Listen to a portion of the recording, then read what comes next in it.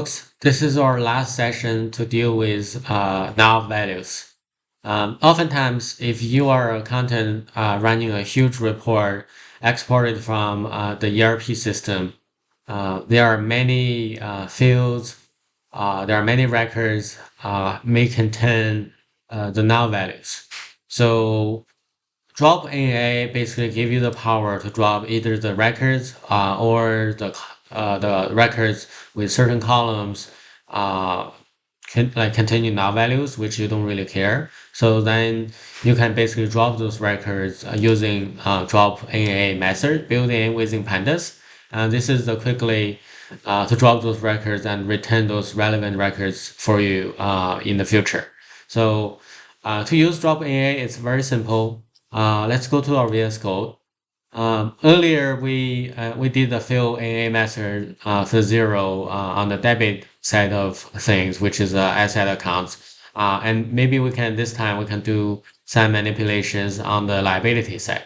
So first of all, I look at the liability and equity accounts. All of them have a debit USD, basically have a null value for the debit side. So I'm gonna do something special for fail AA. Essentially, I want to update certain records has a zero value and leaving the other methods basically being empty value, and then I will drop those values afterwards, so you can clearly see the difference. With this, let's start coding. The first, I'm gonna fill in some AA values, fill some zeros into this liability and equity accounts. And I want to show you a very advanced way to do selective fill AA, which basically, let's say I only want to fill AA for accounts contain the words payable, right? So I can do that very easily in pandas. So all I need to do is to essentially use pandas df. Um, well, actually, this starts from the liability and equity accounts, right? So this is this df we need to work with. So let me use this. And first I need to filter this accounts. So in to filter the accounts containing the string payable, what I can do is I can I can select the accounts in here.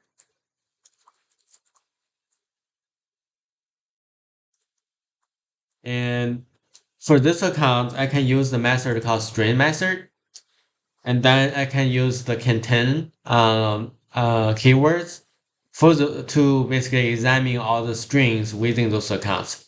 If it contains the word um, payable, and the case in essentially here is basically saying case insensitive, and if this contains payable, what I want to do here is to update this account, fill the AAs of this record with a zero. So with this being said, let me simply copy the earlier one, then use fill AA method. And in this case, I'm gonna fill AA with zero. And then let me print updated data frame with this. Let's see how this looks. And see, we selectively selected those two accounts because their account string contains the word payable. So I filled the AA only for those two accounts. So this is another advanced way uh, you can use to selectively fill AA and manipulate the records. So now we fill AA for those two. So I want to drop the records of those two because those two are still contain the null value in it. So I want to drop those two. So all I need to do is simply, let me call this out again. Drop AA.